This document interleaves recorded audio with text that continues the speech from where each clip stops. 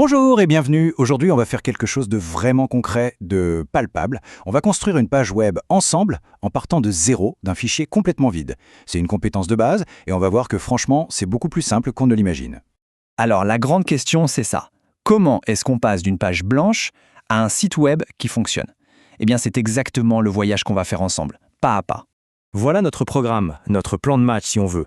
On va commencer avec le HTML, le squelette du web, ensuite on construira la structure, on ajoutera le contenu essentiel, puis on va l'enrichir un peu. On parlera aussi des formulaires et enfin on verra comment bien finaliser tout ça.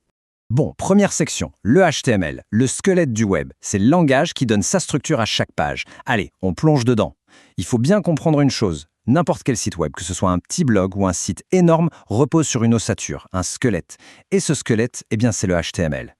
Alors, HTML, ça veut dire Hypertext Markup Language.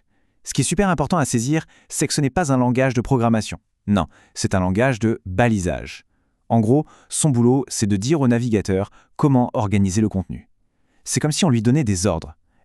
Ça, c'est un titre, ça, c'est un paragraphe, et là, tu me mets une image. C'est vraiment l'architecte qui dessine les plans de notre page.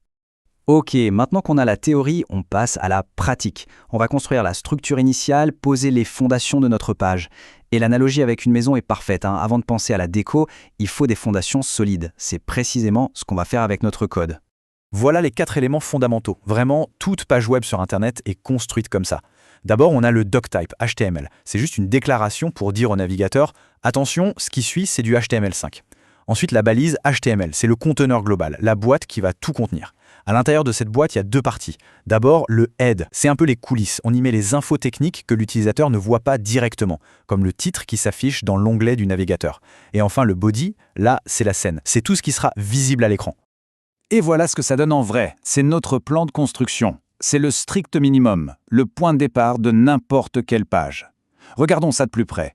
On a bien notre doctype tout en haut, puis HTML qui ouvre et ferme pour tout encadrer. À l'intérieur, on a notre head avec le title et juste après, le body. Pour l'instant, il est vide, c'est normal. C'est notre toile blanche, prête à être peinte. Ok, les fondations sont coulées. Maintenant, on va pouvoir monter les murs et créer les pièces. Autrement dit, on va ajouter le contenu essentiel. Et par quoi on commence? Les titres et les paragraphes, bien sûr. Pour mettre du texte, il y a 2 balises reines. D'abord, le H1. C'est le titre principal de la page, le plus important. Pensez-y comme le titre d'un livre. En général, il ne doit y en avoir qu'un seul par page. Et puis, pour tout le texte courant, les blocs de texte, on utilise la balise P, tout simplement pour paragraphe. Et voilà comment on les intègre dans notre code. On revient dans la section Body et hop, on ajoute notre H1 et notre P. Et là, magie, notre page n'est plus vide du tout. Elle a un titre, elle a une première phrase. Ça y est, on a quelque chose à montrer. Parfois, on a besoin d'organiser les choses en liste. Il y en a 2 types principaux. À gauche, on a la liste non ordonnée, UL. C'est pour des éléments où l'ordre n'a pas d'importance, comme une liste de courses. Ça s'affichera avec des puces. À droite, la liste ordonnée, OL. Là, l'ordre est crucial, comme les étapes d'une recette de cuisine. Le navigateur va automatiquement numéroter les points, 1, 2, 3. Allez, on continue notre construction. Les murs sont montés, les pièces sont définies. Il est temps d'enrichir la page, d'ajouter les fenêtres, les portes, les meubles, bref, de la rendre plus vivante et interactive.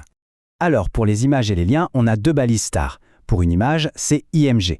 Attention, cette balise a besoin d'infos supplémentaires qu'on appelle des attributs.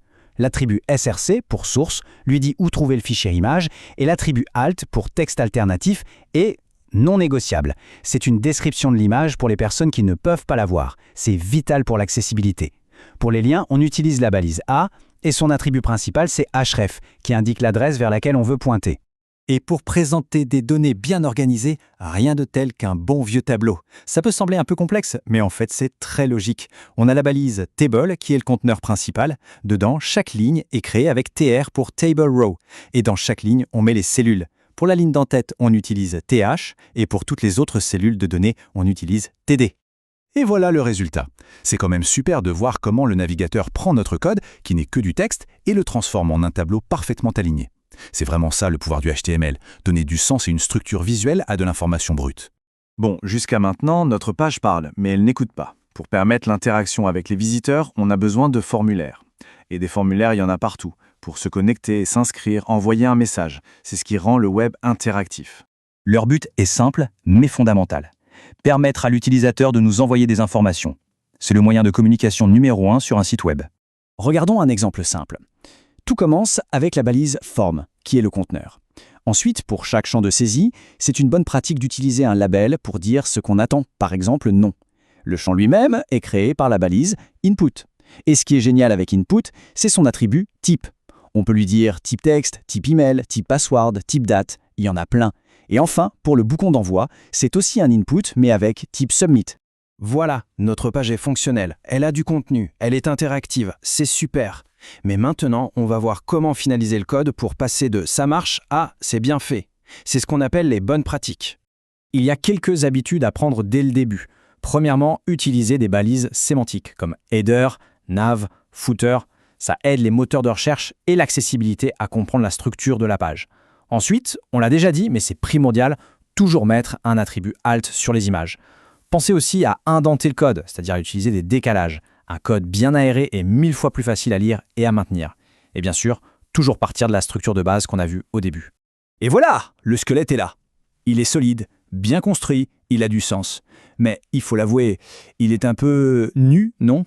Il manque de style, de couleur, de vie. La question qui se pose maintenant, c'est comment l'habiller? Comment lui donner un look? Ça, c'est une toute autre histoire. Et c'est le rôle d'un autre langage, le CSS.